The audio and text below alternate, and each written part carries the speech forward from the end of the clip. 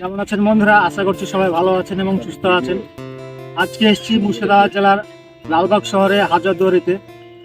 এর আগে আমি হাজারদুয়ারি নিয়ে ঐতিহাসিক ব্লগ করেছি। আজ যে ব্লগটি করছি সেটি ঐতিহাসিক নয়।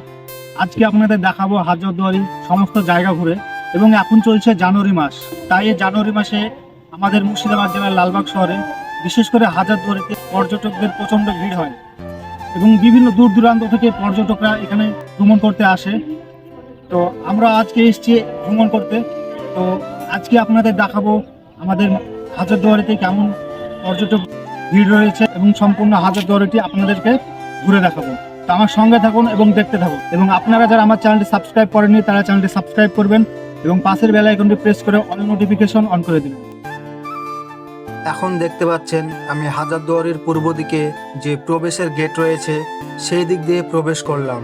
সামনে টিকিট কাউন্টার রয়েছে, প্রচন্ড ভিড়, আর এর মধ্যে জন প্রতি 25 টাকা করে টিকিট কেটে ভিতরে প্রবেশ করলাম। আপনারা যদি আমার হাজারদুয়ারি নিয়ে ঐতিহাসিক ব্লগটি না দেখে থাকেন তাহলে ভিডিওর ডেসক্রিপশনে লিংক দেওয়া আছে, চাইলে দেখতে পারেন।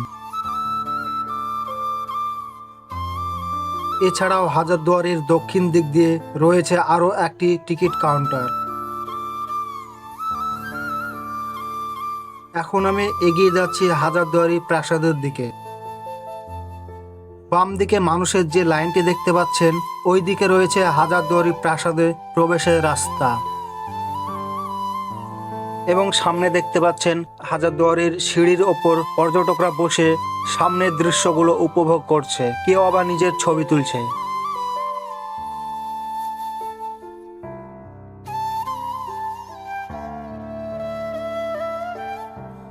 সামনে যে সাদা ছোট একটি ঘর দেখতে পাচ্ছেন এটি মদিনা ঘর নামে পরিচিত। এবং উঁচু হলুদ রঙের টাওয়ারের মতো দেখতে পাচ্ছেন এটি হলো ক্লক টাওয়ার। এবং সামনে যে সাদা দ্বিতল বিশিষ্ট প্রাসাদটি দেখতে পাচ্ছেন এটি হলো ইমামবাড়া।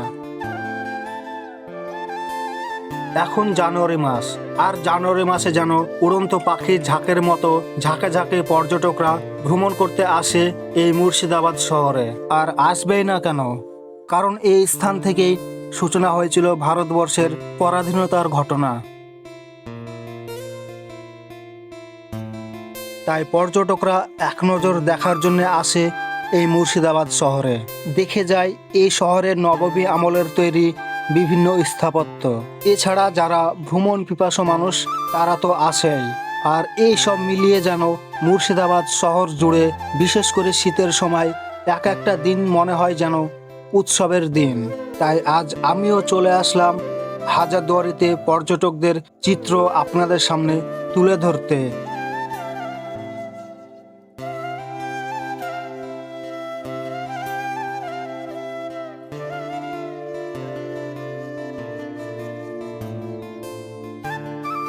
তো বন্ধুরা, এখন আমি বেরিয়ে যাব নিজের গন্তব্যের দিকে। দেখা হবে অন্য কোনো ভিডিওতে।